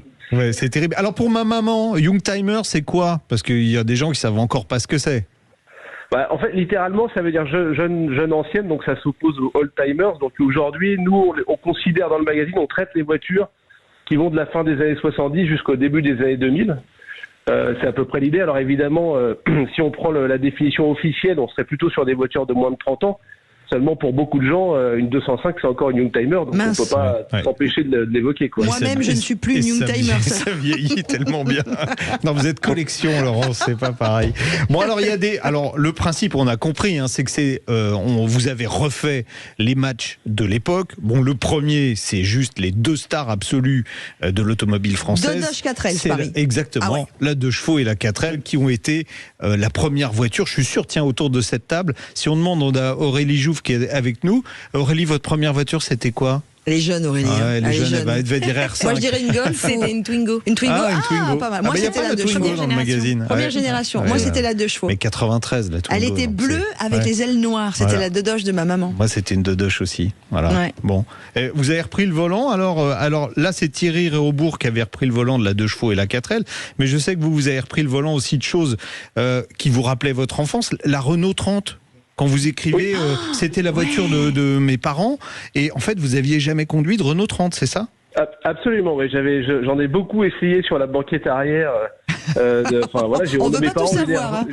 On a eu une R20 et la R30, j'avais jamais testé. Et donc, grâce à ce magazine que j'ai créé il y a 14 ans, ça m'a donné l'occasion de reprendre le volant et d'éprouver les sensations de conduite. Honnêtement, alors on la compare là à une Peugeot 604 et c'est quand même, pour moi, je trouve ça moins sympa à conduire qu'une Peugeot 604 qui a déjà toute l'ADN Peugeot dans les liaisons au sol, etc. Une R30, c'est quand même très américanisant comme conduite, c'est très mou, c'est un vrai chamallow. Après, ça reste un morceau d'histoire, mais j'ai préféré la 604. Je voudrais préciser quelque chose, que ce magazine Youngtimer sur le Grand Défi, qui est sorti ce mois-ci, on n'a pas besoin d'être passionné de voiture pour être intéressé, puisque là, ça touche un peu notre Madeleine de Proust. C'est que ça. C'est génial, quoi. Chaque page, c'est des voitures qu'on a tous connues, quoi. Ouais. Il y a, alors ce que vous avez appelé, vous, les rubans bleus, hein, le match improbable, Citroën SM contre Renault Alpine A310 V6. Bon, alors on va dire que c'est les deux seules françaises qui étaient un petit peu GT. Alors je vais même pas dire sportives, parce que des vraies sportives, il y en a, mais c'est pas avec des gros moteurs. Qu'est-ce qui vous a donné l'idée de les mettre face à face? Ça paraît complètement incongru. Ça paraît incongru, sauf quand on regardait les catalogues, les spéciales, les numéros spéciaux des salons d'Automobile Magazine ou d'Autojournal à la fin des années 60, milieu et fin des années 70, il n'y avait que deux voitures qui étaient des coupés à moteur V6 à 90 degrés dans les deux cas, de plus de 150 chevaux et plus, et qui promettaient plus de 220 km/h en pointe à l'époque où ces choses avaient de l'importance. C'était l'Alpine A310 V6 qui est sortie en 76 et la SM. Elles se sont quasiment croisées, parce que la SM est sortie du catalogue au moment où l'Alpine est rentrée à un an près. D'accord. Mais ça nous semblait intéressant, justement, parce que ce ne sont pas d'authentiques sportifs, mais plutôt des GT dans l'âme, entre guillemets, de les mettre l'une en face de l'autre. Et c'est effectivement un match qui a pas mal fait parler, parce qu'il y a beaucoup de gens qui vont dire « Mais non, t'es fou, ça n'a rien à voir ». Et en fait, le journaliste qui est allé l'essayer a dit « Ouais, mais finalement, c'était plutôt intéressant et riche d'enseignements ». Ouais. Alors, des vrais sportifs, il y en a aussi, parce que vous avez refait le match absolu, que moi j'ai lu, je pense, dans toute la presse automobile 400 fois, la 205 GTI contre la R5 GT Turbo. Et alors, c'est votre conclusion. Qu'est-ce qui se passe, François-Xavier? Quelle maladie vous a touché? Quelle maladie m'a touché par rapport à la conclusion du sujet? La conclusion, parce que vous nous dites, au final, je préfère finalement la R5 GT Turbo. C'est pas possible. J'ai eu les deux. Ma première voiture, ça a été une 205 GT que j'ai eue pendant 5 ans et demi, avec laquelle j'ai fait 100 000 km. Donc je la connais un peu trop maintenant, cette voiture. Et en fait, je trouve que la R5 GT Turbo a plus dans un usage, j'allais dire, de dimanche matin pour aller chercher le pain, ce qui est l'usage qu'on a aujourd'hui, elle est plutôt plus impressionnante et plus sympathique à conduire qu'une 205, qui est en fait une très bonne voiture, mais qu'on pourrait presque encore utiliser tous les jours, tellement le moteur est fiable, tellement il est suffisamment linéaire pour s'accommoder de toutes les conduites. C'est ça l'idée. C'est vrai que moi je l'ai trop côtoyé, la 205 GTI aujourd'hui pour lui donner ma préférence. Et j'ai aussi eu une R5 GT Turbo, mais plus récemment. Et c'est vrai que c'est une voiture que je trouve un peu plus impressionnante dans sa conduite que la 205. Qui est surtout beaucoup moins cher. Et moi, messieurs, là, parce qu'on parle toujours des voitures qui nous ont fait rêver, il y en a d'autres qui sont restées un tout petit peu plus discrètes, mais qui ont marqué moi aussi ma vie. La Renault 16. Et vous avez aussi fait un parallèle, un défi avec la Renault 16. Face à la Peugeot 504 ou à la Citroën CX. 504 Citroën CX, alors c'était un peu le choix des grandes routières entre guillemets qu'on pouvait avoir à la fin des années 70. Ah ouais. Mais c'est super. Enfin, c'est marrant de reprendre le moment de ces voitures, j'allais dire aujourd'hui, parce qu'en fait on voit bien qu'il y avait de vraies différences de personnalité. C'est-à-dire qu'en réalité, elles s'adressaient pas du tout au même type de conducteur. C'est-à-dire que je pense qu'un conducteur de celui qui choisissait une R16 n'aurait jamais acheté une 504. Ouais, c'est clair. Oui, alors qu'aujourd'hui, les voitures sont un peu toutes similaires. Quoi. Je peux poser une question quand même. Vous avez fait des grands défis uniquement sur des Françaises. Why? Oui, et uniquement sur les Françaises et uniquement sur les années 70-80. Il y aura un tome 2 sur les années 90-2000 qui sortira dans quelques mois. Alors, en plus de la 5 GT Turbo, on n'est pas d'accord, mais je vous décerne un bonnet d'âne parce qu'il en manque une. Il manque une voiture mythique. Alors, mythique, c'est peut-être pas le mot, mais il y a un truc qui a marqué les années 80 chez Renault, qui a même été le diesel le plus rapide du monde. Voilà, attention, tic-tac, tic-tac. La poire? Non, la CX-25 TRD Turbo. Non. La Renault, le diesel le plus rapide du monde chez Renault. Ça commence par F. La Fuego. Exactement, la Fuego. Il n'y a pas de Fuego. Et pourquoi? Il n'y a pas de Fuego. Mais alors mais parce qu'il a fallu, alors déjà monter un sommaire et trouver toutes ces voitures pour les mettre les unes derrière les autres. Oui, ça n'a pas dû être facile, ouais. Et trouver les voitures, parce qu'en fait, prendre des photos constructeurs et monter un catalogue, ça c'est facile. Ouais. Mais trouver les voitures, et surtout quand ce ne sont pas des GTI ou des GT Turbo et autres, c'est très compliqué. C'est-à-dire que pour avoir une AX14 TRS ou une Renault 5 TS, une Super 5 TSE, ça a été la croix et la bannière, parce qu'en fait, finalement, ce sont que les versions de pointe et les sportifs qui restent aujourd'hui. Et à l'inverse, les versions de milieu de gamme ou de bas de gamme, on en a plus. Quoi. François-Xavier. Donc il y aura ça, c'est le premier tome. Ouais, il y aura un tome 2. Il y aura une suite. Alors vous mettrez la Fuego dans la suite. Ouais, et il y aura peut-être même un tome 3 ou un tome 4 parce qu'il y a beaucoup de réactions comme quoi votre magazine. Donc c'est le grand défi de notre dernier magazine Youngtimer qui vient de sortir. Mais je voulais vous annoncer, François-Xavier Basse, que sur la page Facebook de Sud Radio, il y a eu énormément de réactions. On parle de la Renault 20, on parle de la Bullitt, on parle de la R16. Il y a vraiment la GT Turbo de 6, bref, tout le monde réagit et ça veut bien dire ce que ça veut dire. On aime les voitures, y compris nos Youngtimers. On vous embrasse, François-Xavier. Merci, moi aussi. À bientôt alors. C'est quand le tome 2 du... ça sera en 2024. Ok. Faut qu'on réunisse les voitures. Et puis on vous invite à venir avec nous en studio la prochaine fois en direct avec nous. Allez, on vous embrasse. Bisous. Merci, à bientôt. Au revoir. Maintenant, attention mesdames et messieurs, juste après l'avant-dernière pause, eh bien on va accueillir une des femmes qui a été élue femme de l'année dans le monde de l'automobile, Aurélie Jouve, qui va nous parler d'elle bien sûr, mais aussi puisqu'elle est directrice d'Équipe Auto, on fera un point sur Équipe Auto. Amis garagistes, réparateurs, distributeurs, c'est votre rendez-vous. Allez, écrivez-nous tout de suite sur Facebook, sur la page Sud Radio de Facebook pour nous dire on est là, on vous écoute. Sud Radio, on parle auto, 11h-13h. Jean-Luc Moreau, Laurence Perron. Et on parle auto au féminin pour notre rendez-vous actualité de On parle auto sur Sud Radio. On accueille tout de suite quelqu'un que j'aime beaucoup, et elle le sait, donc il n'y a pas de flagornerie à l'antenne de Sud Radio, c'est Aurélie Jouve. Bonjour Aurélie. Bonjour Laurence. Bonjour Aurélie. Bonjour Jean-Luc. Directrice du salon Équipe Auto. Alors est-ce que, évidemment tu le sais Jean-Luc, Aurélie est avec nous, on devait aussi avoir Anne-Marie Besner qui est la directrice du salon de l'auto de Lyon, mais qui ne peut pas être là parce qu'il y a eu un petit chamboulement dans sa vie ce matin. Ces deux femmes sont élues par l'association Wave femmes de l'année du monde automobile. C'est quoi l'association Wave? Alors l'association Wave, c'est vague.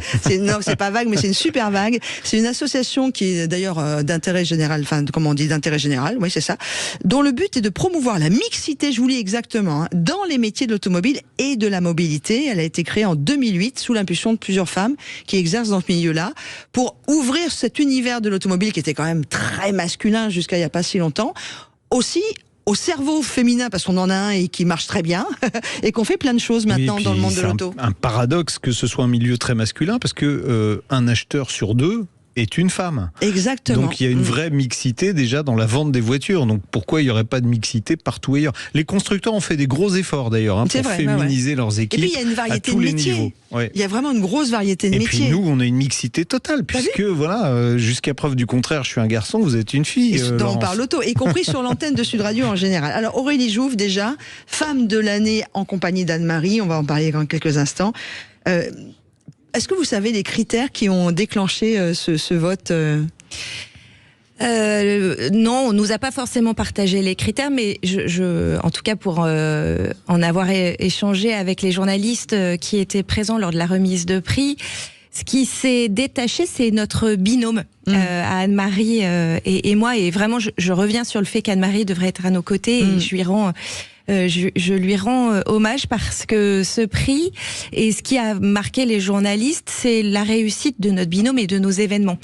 Et ils ont voulu mettre à l'honneur cette réussite collective, à la fois de nos événements et puis d'un binôme de femmes à la tête de 2 salons de l'automobile. Voilà, salon de l'auto de Lyon et Aurélie qui est donc la directrice d'Équipe Auto. Oui, et on un en salon profite, professionnel. On se dit ça doit être encore plus dur quand on est une femme dans un milieu d'équipementier, parce que autant dans le commercial ou dans la vente de véhicules, on peut comprendre que ça se féminise facilement, autant j'allais dire je vais dire les mains dans la graisse. C'est un peu plus compliqué. Alors, on va juste rappeler quand même que Équipe Auto, ça fait partie de la FIEV. Qui est avec Claude Cham, qui est le président qu'on salue, et Philippe Baudin, qui est le président de Équipe Auto. Ce sont, voilà, il y a des hommes, beaucoup d'hommes dans ce milieu. D'ailleurs, on a plein de réactions sur Facebook, dans les garages, dans les réparateurs. Voilà, je veux dire, il n'y a pas d'histoire de sexe pour le coup, c'est une histoire de compétence. Une histoire de compétences ou une histoire tout court en fait. L'automobile a beaucoup et intéresse beaucoup les hommes, mais de plus en plus les femmes, et elles y ont leur place. La preuve, on a accueilli sur Équipe Auto Morgane Quétier, qui est une grande pro du covering. Donc on voit bien que c'est un métier qui se féminise. On est maintenant, Elisabeth Young, qui est présidente de Wave, l'a rappelé lors de la remise de prix, à 22% de femmes dans l'automobile. C'est pas assez, c'est toujours pas assez. Ça a beaucoup augmenté depuis quelques années. Les femmes s'intéressent à l'automobile parce que c'est un secteur très innovant, que ce soit dans le secteur de la construction, vous en avez parlé, mais dans ce qu'on appelle l'aval de la filière, la partie rechange, maintenance. Et puis, je crois qu'on sait maintenant, ou en tout cas on essaie de les attirer, de par la technologie, de par tout ce qui se passe. Là, on parle beaucoup de transition énergétique, nouvelles technologies, on parle beaucoup d'environnement. Donc ce sont des métiers dans lesquels on va retrouver les femmes, et les femmes aiment évoluer. On a le sentiment, quand on parle du milieu de l'automobile, en particulier quand on parle des garages, que c'est un milieu un peu sexiste. On pense au calendrier de famille. Oui, alors ça, c'est votre génération. Ça, dans les garages. C'est fini, ça, c'est fini, Jean-Luc. Le calendrier Pirelli existe toujours. Oui, on en a parlé tout à l'heure de Pirelli. Vous avez le sentiment que c'est ça ? Est-ce que le fait que vous soyez une femme fait que vous êtes traitée différemment ? Pas du tout. Plus maintenant. Non, plus du tout. C'est pour ça que, d'ailleurs, l'association Wave parle de mixité. C'est pas une association de féministes. Et alors, je ne suis surtout pas, et je défends ce sujet. D'équité et mixité. Le sujet, c'est l'équilibre homme-femme, en fait. Une société, c'est avec des hommes et des femmes.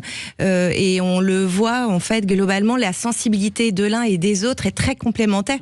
Et c'est cette mixité qu'on prône et qu'on défend, et qui a du bon dans tous les milieux, quels qu'ils soient, et dans celui de l'automobile. Alors juste avant de commencer, j'ai proposé à tous nos amis garagistes, réparateurs, que l'on croise souvent, puisque j'ai aussi la chance d'être sur Équipe Auto cette année, puisque Aurélie m'a fait l'honneur de me demander d'animer, de présenter la remise des prix de l'innovation, enfin des awards de l'innovation, des trophées d'innovation internationaux. On a le garage K Moto à Montauban qui nous écoute et qui dit que c'est bien que cette émission existe, etc.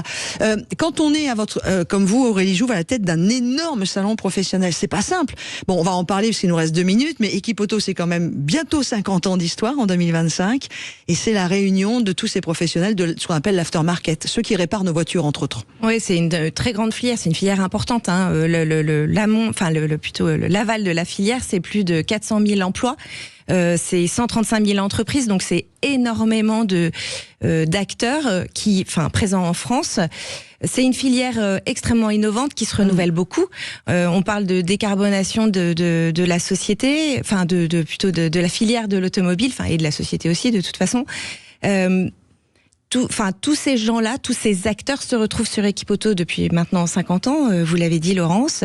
Nous, on leur donne rendez-vous maintenant tous les ans, avec Équipe Auto en région, Équipe Auto on Tour qu'on va retrouver en 2024, et puis notre grand rendez-vous en 2025 pour fêter les 50 ans de cette filière, qui évolue beaucoup. Donc, on va montrer en gros comment cette filière sait se remettre en question, sait innover et proposer plein de belles choses. De l'emploi également. Aurélie, pour finir, j'ai une question très personnelle. Qu'est-ce qui vous a attiré dans le milieu de l'automobile ? Vous avez joué avec des petites voitures étant petite ?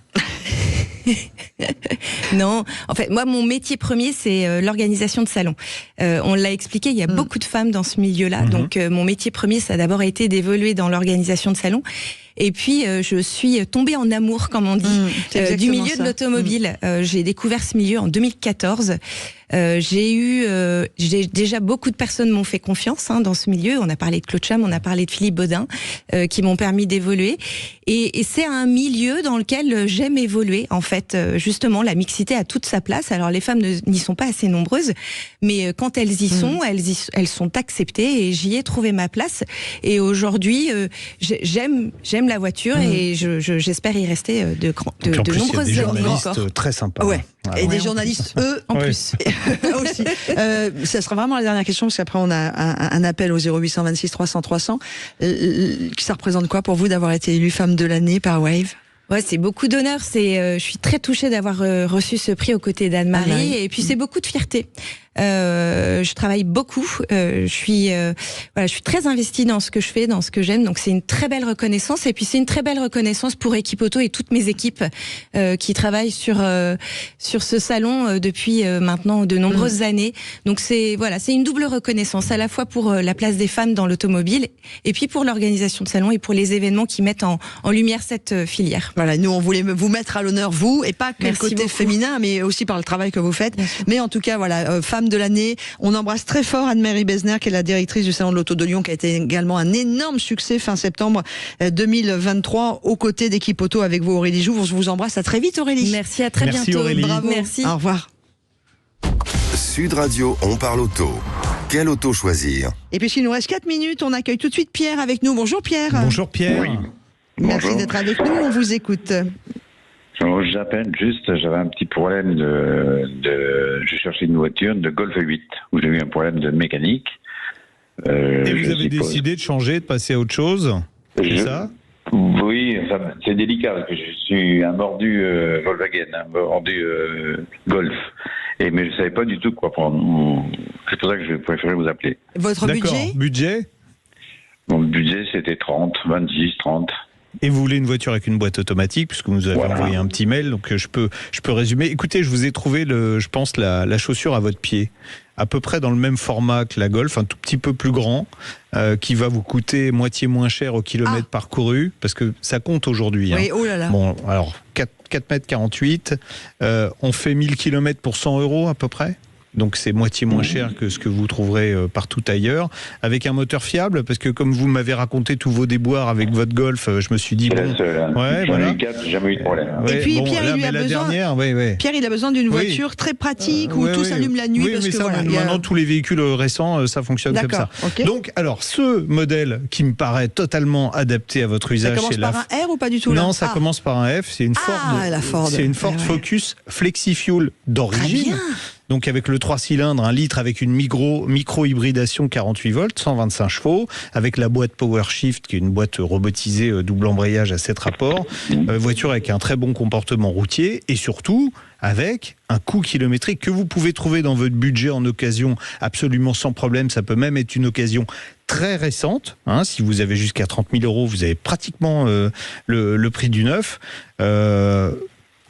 Je vous dis, oui, d'accord. 100 € pour faire 1000 km avec l'éthanol. Aujourd'hui, l'éthanol, même s'il a augmenté, il est encore moitié moins cher que le super à la pompe. Et surtout, pour vous éviter de retomber dans vos problèmes de fiabilité, cette voiture-là, en revanche... Hyper fiable. Alors, je rajouterai pas hyper, mais fiable. Ouais, d'accord. Voilà. Hyper fiable. Pas de souci. Donc ça... Voilà. Enfin, c'est FlexiFuel. FlexiFuel. Ford Focus FlexiFuel. En plus, c'est un véhicule qui est plutôt joli, donc esthétiquement, très élégante. Ça se rapproche un tout petit peu de la Golf. Voilà, pour l'amoureux de la Golf, il va falloir faire un peu votre deuil. De Volkswagen, quoi. Alors, en plus, je vous le dis, en après-vente, Volkswagen, comme ils ont plus de sous à mettre sur l'après-vente, malheureusement, les clients qui sont en panne, tant pis pour eux. On est là pour dire la vérité. Nous, on parle vrai sur Sud Radio. Voilà. C'est notre marque de fabrique et on n'en changera pas. Donc, mon conseil, c'est plutôt changer de crèmerie. Voilà. Donc, vous allez chez Ford. Bon, et... D'accord. Ils font pas du fromage, mais... Bon, voilà, Pierre, j'espère qu'on a répondu à votre attente. On vous laisse regarder. Merci beaucoup. Et puis, on vous embrasse fort. Merci, Pierre. Merci beaucoup. Au revoir. Merci. C'est terminé pour On parle auto aujourd'hui, monsieur. On se retrouve la semaine prochaine. C'est pas trop grave. Non, est-ce qu'on aura encore Aurélie avec nous? Parce que moi j'aime bien quand il y a deux filles dans le studio. Hashtag balance ton Jean-Luc. Non, mais la mixité, là, pour le coup, on serait plus que toi. Hein. Oui, c'est vrai. Vois, mixité. Vous avez plein de rendez-vous cet après-midi. Dans quelques instants, on va vous laisser avec toute l'équipe d'Alain Marty. Si vous êtes passionné de vin, restez. Moi, je vous dirais pas. Tiens, d'ailleurs, j'ai sorti mon livre. Ça s'appelle 3 couleurs de Provence. Si vous la regardez, poum, sur les vins de Provence, que j'adore. Nous avons Destin de femme avec Judith Belair. Et puis surtout cet après-midi, pour les passionnés de rugby, dont je suis aussi, vous avez rendez-vous avec Sud Radio Rugby avec François Triou et Alexandre Priam à partir de 15h. Pas mal de matchs au programme, dont le fameux derby parisien, le Stade Français qui reçoit le Racing. Attention, ça va pulser. Bon week-end à tous et merci à tous ceux qui nous ont suivis à l'antenne de la radio, mais également sur la page Facebook de Sud Radio. Vous nous retrouvez intégralement sur la page YouTube, également en podcast sur notre site. Sud Radio. Sud Radio. Parlons vrai. Parlons vrai. Sud Radio. Parlons vrai.